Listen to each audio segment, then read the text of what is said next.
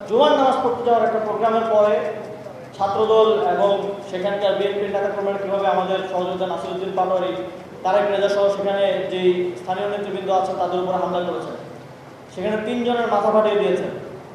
আমরা দেখেছি যে আওয়ামী লীগের সময়ে এই ঘটনাগুলো ঘটতো। সাংস্কৃতিক প্রোগ্রাম, ধর্মীয় প্রোগ্রাম, মসজিদের ভিতরে এই জায়গাগুলোতে হামলা, এই জায়গাগুলোতে আক্রমণ করা হতো।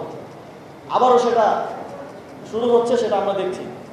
এই সরকারি দল তারা রাষ্ট্র পরিচালনায় ব্যর্থ হচ্ছে, কিন্তু প্রতিপক্ষকে তারা দমন পীড়নের মাধ্যমে মোকাবিলার এক ধরনের স্ট্র্যাটেজি তারা নিচ্ছে। এটা বাংলাদেশের জন্য কোনো ভালো কিছু বয়ে আনবে না। আমরা বারবার এই নির্বাচনের পর থেকে বলছি, বিরোধী দল বারবার বলছে যে আমাদের গণভোটের রায় বাস্তবায়ন সহ এই জাতির যে আকাঙ্ক্ষাগুলো জুলাই গণঅভ্যুত্থানের মধ্য দিয়ে তৈরি হয়েছে সেগুলো আপনারা বাস্তবায়ন করেন, তারপরে আমরা একসাথে এই দেশটা পরিচালনা করি, আমরা একসাথে একটা নতুন বাংলাদেশ গড়ার দিকে এগিয়ে যাই।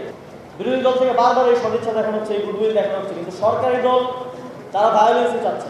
ওই যে একটা মুভির ডায়লগ আছে মনে হয়, ভায়োলেন্স ভায়োলেন্স ভায়োলেন্স। তো আমাদের